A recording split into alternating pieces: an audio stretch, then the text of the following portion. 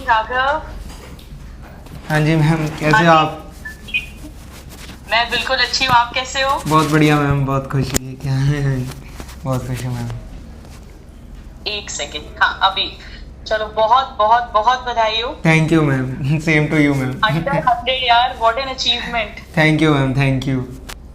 God bless you. खुश है सब घर पे? बहुत खुश मैम, बहुत खुश। चलो बहुत। मैं वहाँ। हाँ बोलो बोलो, आप बोलो। हाँ जी मैम, मतलब एक्सपेक्टेशन जैसे विद इन 100 to 200 थी, बट अंडर 187 रैंक अनएक्सपेक्टेड था, तो बहुत खुशी हुई मैम। बहुत बढ़िया, यहाँ से एक नई जर्नी शुरू हो रही है अब। जी मैम। पूरी लाइफ चेंजिंग। Yes ma'am. चलो, मैं वहां पर आ नहीं पाई आपसे मिलने। हाँ तो जी मैं मैम। सिंगापुर जा रही हूँ, मेरी एक कॉन्फ्रेंस है, international medical conference. Okay ma'am. वो पहले से बुक थी। जी मैम। है ना, बट अपन अपन मिलेंगे जल्दी। कोई बात नहीं मैम, ज़रूर मैम। अच्छा, मुझे ये बताओ, अभी है 5 मिनट ना आपके पास? जी मैम, बिल्कुल।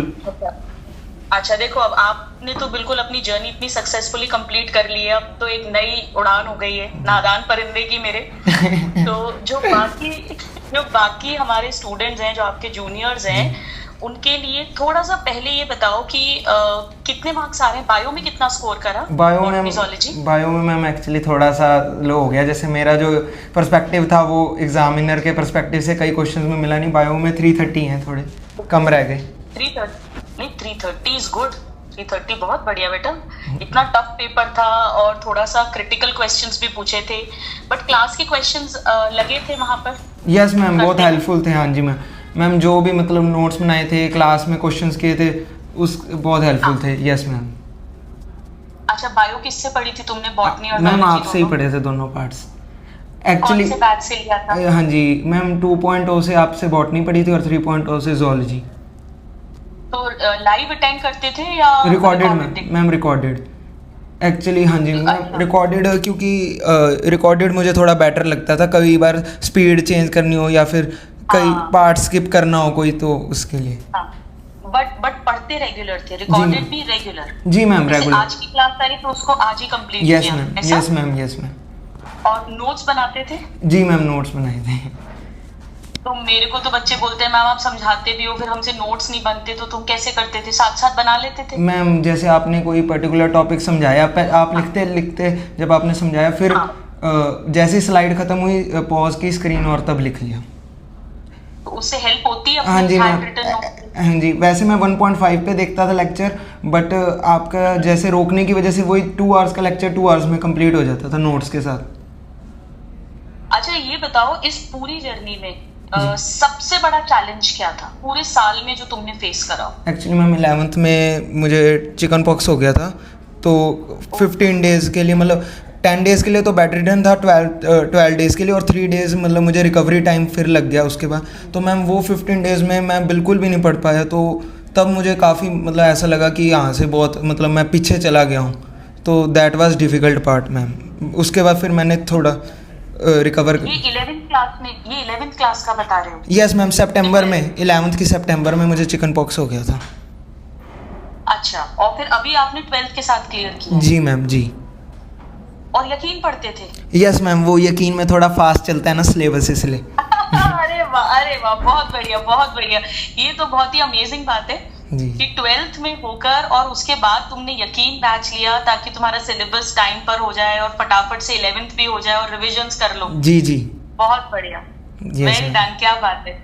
और कंसिस्टेंसी कैसे मेंटेन करते थे? मैम कंसिस्टेंसी एक्चुअली मेरे को शुरू से पढ़ाई में बहुत इंटरेस्ट है, और मतलब मैं हमेशा मतलब सब्जेक्ट से प्यार करके पढ़ता था, तो मेरे को एज सच मैम प्रॉब्लम कभी आई नहीं कंसिस्टेंसी या उसकी। बाकी माइंड रिफ्रेश करने के लिए मैं बैडमिंटन वगैरह खेल लेता था मैम। कोई आप या वॉकिंग पे भी जा सकते हैं, वो बेस्ट रहता है माइंड रिफ्रेश करने के लिए। कितना टाइम कि क्या शेड्यूल क्या रहता था आपका मैम? एवरेज नाइट आउल था वैसे तो मैम।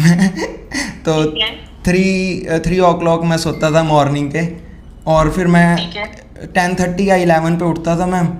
उसके बाद वो 4 आवर्स की मैं सिटिंग लगाता था, 3 to 4 आवर्स की मैम। ऐसे ही मैम 3 बार सिटिंग लगा के बीच में हाफ एन आवर के ब्रेक्स लेके मैं 12 to 13 hours study including classes कर लेता था। और संडे? यूज करते थे अच्छे से या ज्यादा टाइम पास करते नहीं नहीं मैम, संडे को जैसे मैं मॉक टेस्ट मेनली संडे को दो तीन मॉक टेस्ट लगाता था, तो क्योंकि संडे को फिर आप टेस्ट के लिए अगर टाइम डिवोट करें तो वो आपका संडे बहुत अच्छा जाता है। जैसे बैकलॉग तो मेरा था नहीं, सिर्फ चिकन पॉक्स के टाइम आया था, तो मैम मैं टेस्ट वगैरह देता था मैक्सिमम संडे को मैम, सैटरडे संडे। और तो मतलब सिलेबस हम लोग के साथ साथ कंप्लीट कर लिया था? सिलेबस तो मैंने काफ़ी जल्दी कर लिया था मैम, 12th के मिड सितंबर में, मतलब सितंबर एंड तक, 7 months before NEET. Oh well done. तो उससे बोर्ड्स में भी बेनिफिट हुआ होगा? हाँ जी मैम, बोर्ड्स में बड़ी आ गई मैम, यस मैम। पीसीबी तो बिल्कुल ही नहीं पढ़ना पड़ा अलग से बोर्ड्स के लिए, बस वो जो हमारे कॉम्प्लीमेंट्री सब्जेक्ट्स होते हैं, इंग्लिश, हिंदी, इंग्लिश पंजाबी, मेरा जैसे पंजाब से हूँ तो वो पढ़ने पड़े थे मैम। Okay okay. तो मतलब बेसिकली पढ़ाई से प्रेम था आपको? यस मैम, वो बहुत काम आया शुरू से। हाँ जी मैम, यस मैम, इंटरेस्ट से बिल्कुल। मतलब वो दो चीजें अलग अलग नहीं थी कि एक एंजॉयमेंट है और एक पढ़ाई है। यस मैम, पढ़ाई ही एंजॉयमेंट थी। यस मैम, जब आप एक्चुअली किसी काम से जैसे लाइक करते हैं तो वो आपको फिर आसानी से होता रहता है, आपको बर्डन नहीं लगता, तो वही मेरा केस था मैम।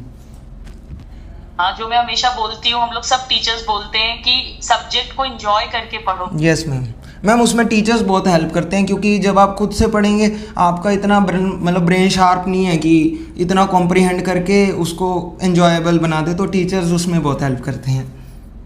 हाँ, वो आप लोग कर भी लोगे लेकिन आपको टाइम बहुत ज्यादा लग जाएगा। जी मैम, एक्चुअली 2 years में आपको बेस्ट करना है, इसलिए। हाँ वही है ना, बिल्कुल सही बात है। तो एक हेल्पिंग हैंड मिल जाता है आप लोग को। यस मैम, यस मैम, बिल्कुल सही बात है। अब तो फर्स्ट प्रॉफ से बस प्री पीजी की भी प्रिपरेशन शुरू करना।